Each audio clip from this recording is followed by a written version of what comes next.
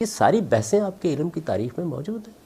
حضرت عیسیٰ علیہ السلام کی وفات کے بارے میں آپ کا موقف بھی ساری امت سے جدا ہے، یعنی بلکہ کسی حد تک تو ایسا لگتا ہے کہ جیسے آپ قرآن مجید سے بھی اختلاف کر رہے ہیں۔ یعنی قرآن مجید تو یہ کہتا ہے کہ بل رفع اللہ تعالیٰ نے ان کو آسمان پر اٹھا لیا، آپ کہتے ہیں نہیں، روح بھی قبض کی ہے اور اس کے ساتھ پھر جسم۔ یعنی یہ تو کوئی لاجک کی بات بھی نہیں آتی کہ یعنی پہلے بھی آپ یہ بیان کرتے ہیں کہ ان کی لاش کی بے حرمتی نہ ہو، حالانکہ پہلے جو انبیاء قتل ہوئے ہیں ان کو آروں سے چیرا گیا، ان کو اور سزائیں دی گئیں، تو وہ بھی بے حرمتی ہوئی تھی۔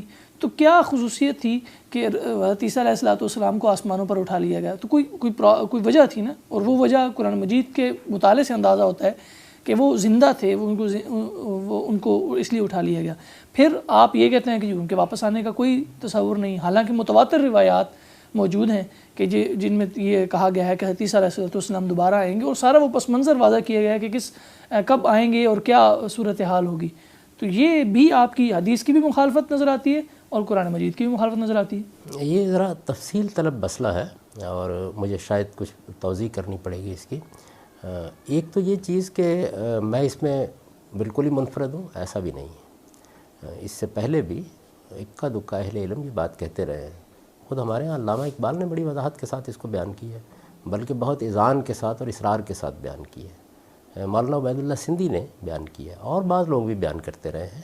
تاہم اگر فرض کر لیجیے پہلی باری یہ بات کہی جا رہی ہو، دیکھنا چاہیے دلیل کیا ہے اس کی۔ میرے نزدیک قرآن مجید نے ان کے معاملے میں پوری تدریج کے ساتھ ایک ایک مرحلے کو بیان کر دیا۔ زبان کا سادہ اصول یہ ہے کہ اگر ایک بات ایک جگہ اجمال میں کہی گئی ہے اور دوسری جگہ اس کی تفصیل ہے، تو تفصیل کو اجمال کی روشنی میں نہیں سمجھا جائے گا، اجمال کو تفصیل کی روشنی میں سمجھا جائے گا۔ یہ ایک مسلمہ اصول ہے۔ بل رفع اللہ علیہ اجمال ہے، تفصیل کیا ہے؟ وہ جو سورہ آل عمران میں ہے، انی متوفق ورافعک الیہ ومطہرک من الذین کفروا وجاعل الذین اتبعوک فوق الذین کفروا الی یوم القیامہ۔ اس میں آپ یہ دیکھ لیجئے کیا بیان کیا گیا ہے، انی متوفق، میں تجھے وفات دوں گا۔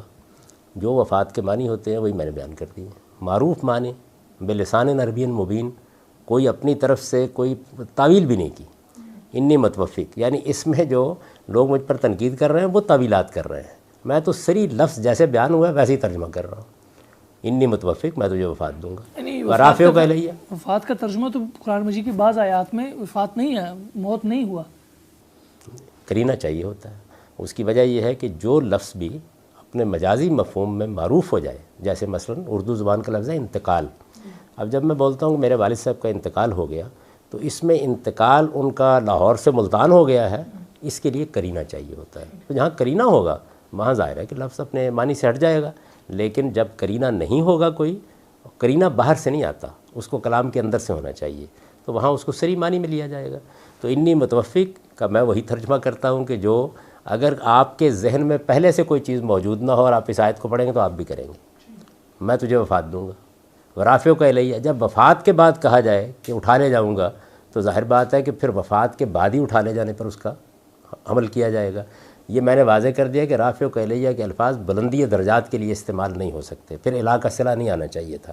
جب یہ آ گیا ہے تو اٹھانا ہی ہے۔ یہ بالکل ایسے ہے، والد صاحب کی وفات ہو گئی، اب ان کو اٹھا لے گئے ہیں۔ کس کو اٹھا لے گئے ہیں؟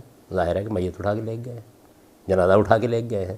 تو جب وفات کے بعد آپ یہ لفظ بولیں گے تو آپ سے آپ اس کی تخصیص ہو جائے گی۔ میں نے بھی اس معنی میں لیا ہے، مطہرک من الذین کفروا نجات کے معنی میں ہے، یعنی ان منکروں سے تجھے نجات دوں گا، وجاعل الذین اتبعوک فوق الذین کفروا الی یوم القیامہ۔ یہ ان کی وفات کے بارے میں میرا نقطہ نظر ہے۔ کوئی ایک روایت بھی ایسی نہیں ہے کہ جو میرے اس نقطہ نظر کے خلاف ہو، تو اس لیے اس میں تو حدیث کا حوالہ دینا ہی نہیں چاہیے۔ علماء کی آراء ہیں، انہوں نے ایک خاص رائے قائم کی ہے، وہ تعویلات ہیں جو وہ کر رہے ہیں۔ تو اصل میں تو جواب ان کو دینا چاہیے کہ تعویلات کیسے کر رہے ہیں وہ۔ یعنی میری تو بات بالکل سادہ، بہت سیدھی، جیسے قرآن نے بیان کیا میں نے سادگی سے اس کا ترجمہ کر دیا، میں اس کی کوئی تعویل کرنے کے لیے تیار نہیں ہوں۔ یہ پہلا آپ کا مقدمہ ہے۔ دوسری چیز یہ ہے کہ ان کے دوبارہ آنے کے بارے میں روایات یقیناً ہیں، میں نے وہ روایات بیان کر دی ہیں اپنی کتاب میں۔